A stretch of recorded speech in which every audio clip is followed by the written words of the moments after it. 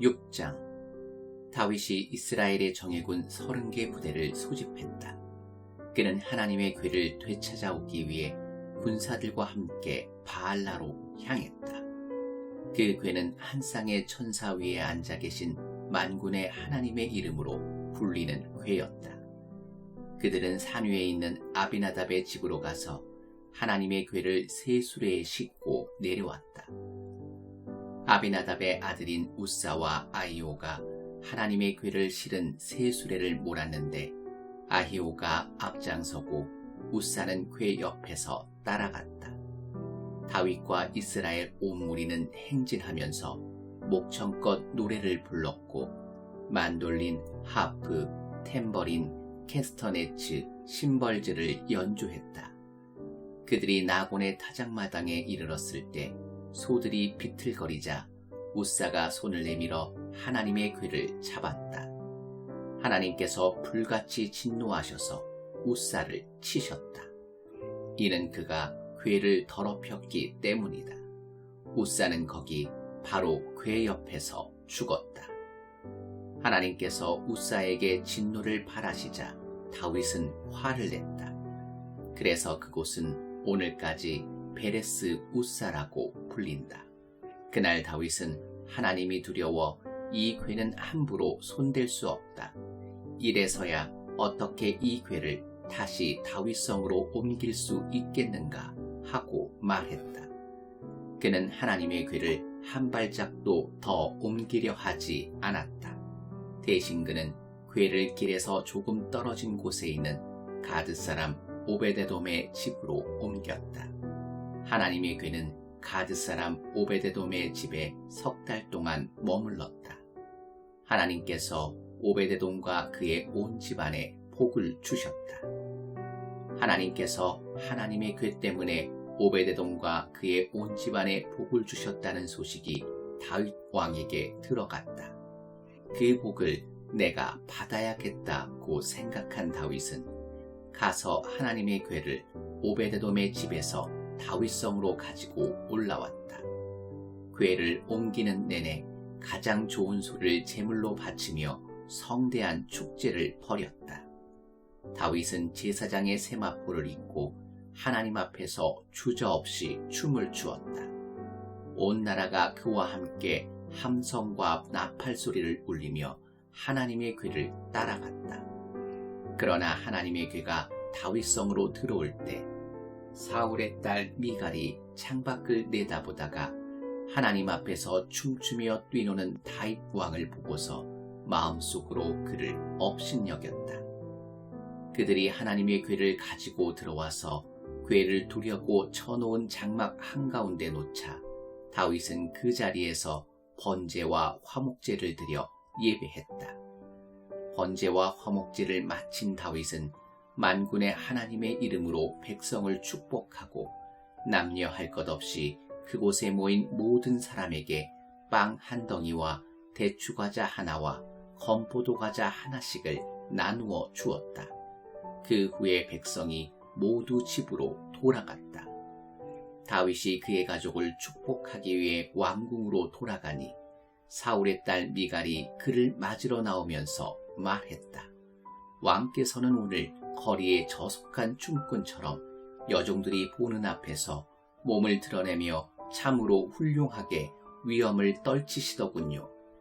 다윗이 미갈에게 대답했다. 나는 하나님 앞에서 마음껏 춤을 출 것이요. 그분이 나를 택하셔서 당신의 아버지와 당신의 남은 집안 위에 두시고 하나님의 백성 이스라엘의 통치자로 삼으셨소. 하나님의 영광을 위해서라면 나는 이보다도 더 격하게 춤을 출 것이요. 설령 내가 바보처럼 보여도 좋소. 하지만 당신이 그렇게 걱정하는 그 여종들 사이에서 나는 한없이 존경을 받을 것이요. 그 후 사울의 딸 미갈은 평생 자식을 낳지 못했다. 7장. 하나님께서 모든 원수들로부터 왕을 지켜주셨으므로 머지않아 그가 안정을 찾았다. 그러던 어느 날 다윗 왕이 예언자 나단에게 말했다. 보십시오. 나는 여기 호화로운 백향목 왕궁에서 편히 살고 있는데 하나님의 궤는 허술한 장막 안에 있습니다. 나단이 왕에게 말했다. 무엇이든 왕의 마음에 좋은 대로 행하십시오. 하나님께서 왕과 함께 계십니다. 그러나 그날 밤 하나님의 말씀이 나단에게 임했다. 너는 가서 내 종 다윗에게 전하여라. 이 일에 대한 하나님의 말씀이다. 내가 살 집을 내가 짓겠다는 말이냐? 이스라엘 자손을 이집트에서 이끌어내던 날부터 지금까지 나는 한 번도 집에서 산 적이 없다. 언제나 장막에 거하며 옮겨 다녔다. 내가 이스라엘과 함께 다니면서 목자로 지명한 지도자들 중 누구에게 어찌하여 내게 백향목집을 지어주지 않느냐고 물은 적이 있느냐? 그러니 너는 내 종 다윗에게 이렇게 말하여라. 만군의 하나님이 내게 주는 말씀이다. 내가 양의 뒤를 따라다니던 너를 목장에서 데려다가 내 백성 이스라엘의 지도자로 삼았다. 내가 어디로 가든지 내가 너와 함께 있었고 내 앞에 모든 적을 물리쳤다. 이제 나는 내 이름을 높여서 땅의 위대한 이름들과 어깨를 겨루게 할 것이다. 그리고 내 백성 이스라엘을 위해 한 곳을 따로 떼어 그들을 그곳에 심고 각자 자기 집을 갖게 하여 더 이상 떠돌지 않게 할 것이다. 또한 내 백성 이스라엘 위에 사사들을 두던 시절과는 달리 악한 자들이 너희를 괴롭히지 못하게 할 것이다. 마침내 너의 모든 적을 막아 평화를 누리게 할 것이다. 나 하나님이 네게 말한다. 나 하나님이 친히 네게 집을 지어 주겠다. 내 일생을 다하여 조상과 함께 묻힐 때에 내가 내 자식 내 몸에서 난 혈육을 일으켜 내 뒤를 잇게 하고 그의 통치를 견고히 세울 것이다. 그가 나를 높여 집을 지을 것이며 나는 그 나라의 통치를 영원히 보장할 것이다. 나는 그에게 아버지가 되고 그는 내게 아들이 될 것이다. 그가 잘못을 저지르면 내가 평소 하던 것처럼 인생의 함정과 장애물로 그를 징계할 것이다. 그러나 앞선 왕 사울에게 그러했던 것처럼 내 자비의 사랑을 거두는 일은 없을 것이다. 그에게는 절대로 내 사랑을 거두지 않을 것이다. 내 집안과 내 나라가 영원히 안전할 것이다. 내가 거기서 눈을 떼지 않을 것이다. 내 왕위는 바위처럼 언제나 든든히 그 자리에 있을 것이다. 나단은 환상 중에 보고 들은 모든 것을 다윗에게 빠짐없이 이야기했다. 다윗 왕이 들어가서 하나님 앞에서 기도했다. 내 주 하나님, 제가 누구며 저의 집안이 무엇이기에 주께서 저를 이 자리에 이르게 하셨습니까? 그러나 앞으로 있을 일에 비하면 이것은 아무것도 아닙니다. 내 주 하나님, 주께서는 제 집안의 먼 앞날에 대해서 말씀하시며 장래일을 엿보게 해주셨습니다. 이 모든 것 앞에서 제가 감히 무슨 말을 할 수 있겠습니까? 주 하나님, 주께서는 제 실상을 아십니다. 주께서 이 모든 일을 행하신 것은 저의 어떠한 때문이 아니라 주의 어떠하심 때문입니다. 바로 주님의 마음에서 비롯된 것입니다. 주께서 그것을 제게 알려주셨습니다. 주 하나님, 주님은 참으로 위대하십니다. 주님 같은 분이 없습니다. 주님과 같은 하나님이 없습니다. 주님 외에는 하나님이 없습니다. 우리 귀로 들은 그 어떤 이야기도 주님과 비교할 수 없습니다. 누가 이 땅에 하나뿐인 나라 주의 백성 이스라엘과 같겠습니까? 하나님께서 친히 나서서 당신을 위해 그들을 구해내셨습니다. 그 일로 주의 이름을 널리 알리셨습니다. 그들을 이집트에서 구원하여 내심으로 여러 민족과 그 신들을 사방으로 내쫓으시며 크고 두려운 일을 행하셨습니다. 주께서 자신을 위해 한 백성, 주님 소유의 이스라엘을 영원한 주의 백성으로 세우셨습니다. 그리고 주 하나님께서 그들의 하나님이 되셨습니다. 위대하신 하나님, 저와 제 집안에 주신 이 말씀을 영원히 보장해 주십시오. 약속하신 대로 이루어 주십시오. 그러면 주의 명성이 영원히 높아져 사람들이 만군의 하나님이 이스라엘의 하나님이시다 하고 외칠 것입니다. 그리고 주의 종 다윗의 집은 보살펴 주시는 주의 임재 안에 확실하고 견고하게 남을 것입니다. 만군의 하나님이요 이스라엘의 하나님이신 주께서 내가 네게 집을 주어 주겠다고 밝히 말씀하시니 제가 용기를 내어 주께 이 기도를 감히 드립니다. 주 하나님, 주께서는 신실하신 하나님이시고 언제나 분명하게 말씀하십니다. 이 놀라운 일을 제게 말씀해 주셨으니 부디 한 가지만 더 구합니다. 저의 집안에 복을 내리시고 언제나 주의 눈을 떼지 마십시오. 주 하나님, 주께서 그렇게 하시겠다고 이미 말씀하셨습니다. 오 주님의 복이 저희 집안에 영영이 있게 해 주십시오.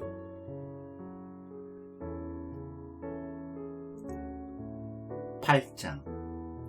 그 후 다윗은 블레셋 사람을 크게 쳐서 굴복시키고 그 지역을 지배했다. 그는 또 모압과 싸워 그들을 물리쳤다. 그는 무작위로 그들 가운데 3분의 2를 택해 처형하고 나머지 3분의 1은 살려주었다. 이후 모압 사람은 다윗의 통치를 받으며 조공을 바쳐야 했다. 다음으로 유프라테스강 유역의 통치권을 회복하러 가는 길에 다윗은 소바왕 르호베의 아들 하닷에셀을 물리쳤다. 다윗은 그에게서 전차 1000대와 기병 7000명, 보병 2만 명을 빼앗았다. 그는 전차를 끄는 말 100마리만 남기고 나머지 모든 말의 뒷발 힘줄을 끊었다. 다마스쿠스의 아람 사람이 소바왕 하닷에셀을 도우러 오자 다윗은 그들 2만 2천 명을 모두 죽였다. 그는 아람 다마스쿠스의 꼭두각시 정부를 세웠다.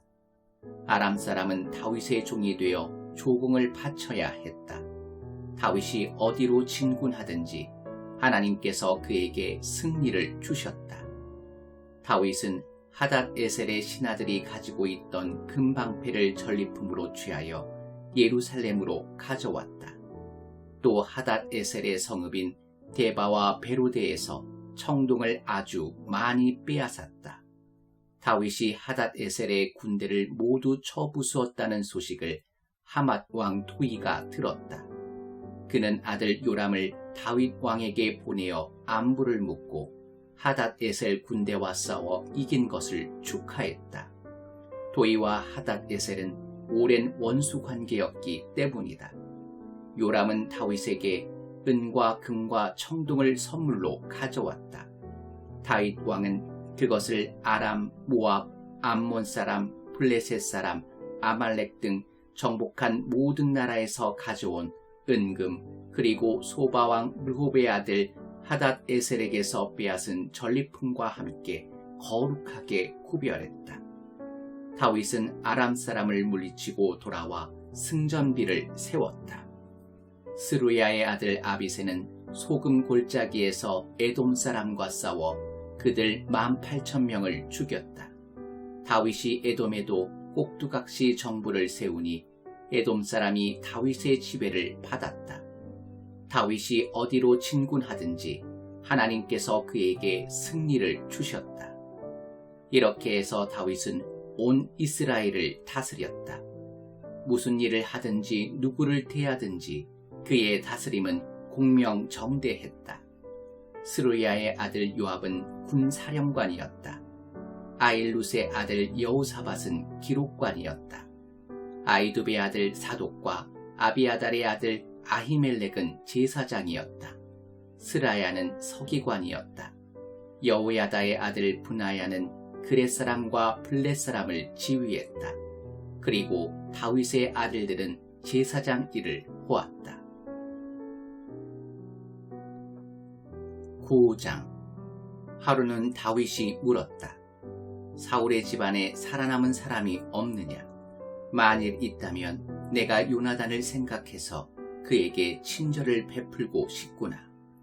마침 시바라는 사울 집안의 종이 있었다. 사람들이 그를 다윗 앞으로 불러오자 왕이 물었다. 네가 시바냐? 예, 그렇습니다. 그가 대답했다. 왕이 물었다. 사울의 집안에 살아남은 사람이 없느냐?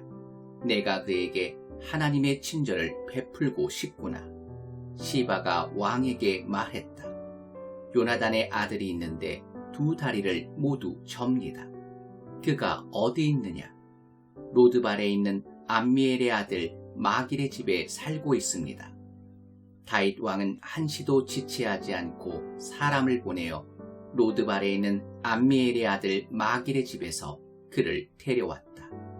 사울의 손자요 요나단의 아들인 무비보셋이 다윗 앞에 엎드려 절하고 자신을 낮추며 예를 갖추었다. 다윗이 그의 이름을 불렀다. 그대가 무비보셋인가? 예, 왕이시여. 두려워하지 마라. 다윗이 말했다. 내가 내 아버지 요나단을 기억하여 뭔가 특별한 일을 내게 해주고 싶구나. 우선 내 할아버지 사울의 재산을 모두 너에게 돌려주겠다.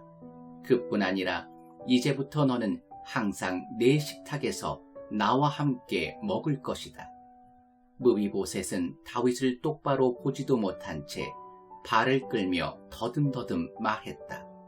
제가 누구라고 왕께서 길 잃은 개와 같은 제게 관심을 두십니까?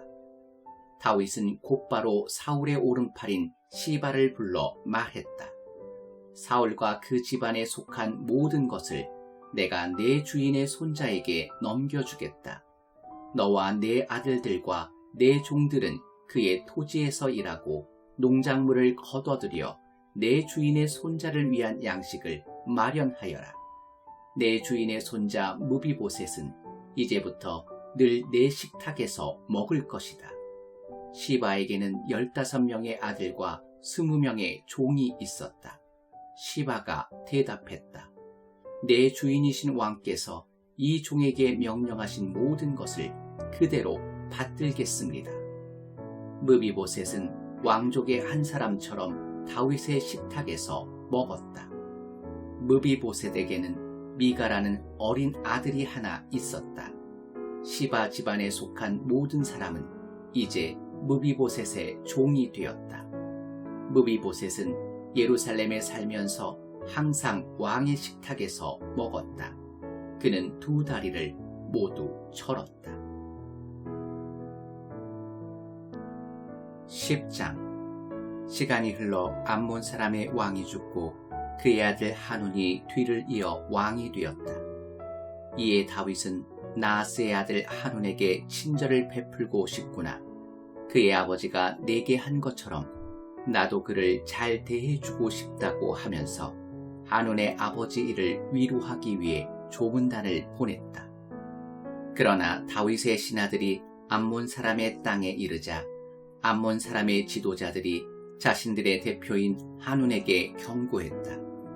왕께서는 다윗이 왕의 아버지를 공경해서 이렇게 조문단을 보낸 줄 아십니까? 그가 왕께 조문단을 보낸 것은 이 성을 정탐하여 살펴보기 위함이 아니겠습니까? 그래서 한운은 다윗의 신하들을 잡아 그들의 수염 절반을 깎고 옷을 엉덩이 절반 높이까지 자른 다음 돌려보냈다. 이 모든 일이 다윗에게 전해졌다. 그들이 심한 모욕을 당했으므로 다윗은 사람을 보내어 그들을 맞이하게 했다.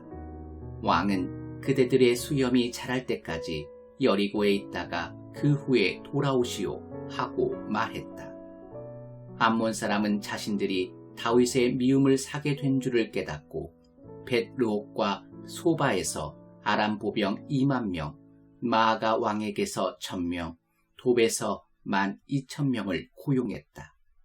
이 소식을 들은 다윗은 그의 가장 강한 용사들을 요압에게 맡겨 출정시켰다. 암몬 사람이 나와서 성문 앞에 전투 대형으로 진을 쳤고 소바와 르옵에서 온 아람 사람이 돕사람과 마가 사람은 바깥 넓은 들판에 전열을 갖추었다. 요압은 싸워야 할 전선이 앞뒤로 있는 것을 보고 이스라엘의 정예군 중에서 다시 최정예군을 뽑아 아람 사람과 맞서게 배치했다. 나머지 군대는 그의 동생 아비새의 지휘 아래 두어 암몬 사람과 맞서게 배치했다. 그가 말했다. 아람 사람이 나보다 힘이 세면 내가 와서 나를 도와라.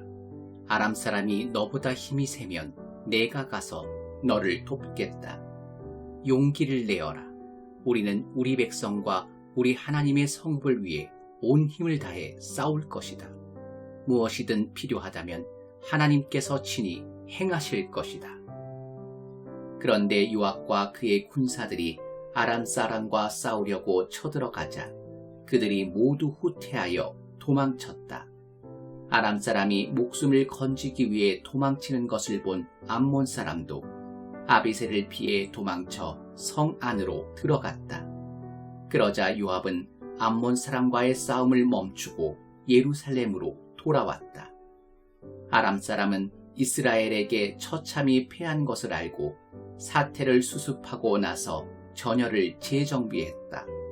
하닷 에셀은 사람을 보내 요단강 건너편에 있는 아람 사람을 불렀다. 그들은 헬람에서 왔고 하닷 에셀의 군사령관 소박의 지휘 아래 움직였다. 이 모든 일이 다윗에게 보고되었다. 다윗은 이스라엘 군대를 소집하여 요단강을 건너 헬람으로 진군했다. 아람 사람은 다윗과 맞설 태세로 전투 대형을 취했고 이내 전투가 시작되었다. 그러나 그들은 이번에도 이스라엘 앞에서 흩어져 도망쳤다. 다윗은 전차병 700명과 기병 4만 명을 죽였다. 또한 군사령관 소박에게 치명상을 입혀 결국 소박은 전쟁터에서 죽었다. 하닷 에셀을 섬기던 모든 왕이 자신들의 패배를 인정하고 이스라엘과 화친하여 이스라엘을 섬겼다. 아람 사람은 이스라엘이 두려워 다시는 암몬 사람을 돕지 않았다.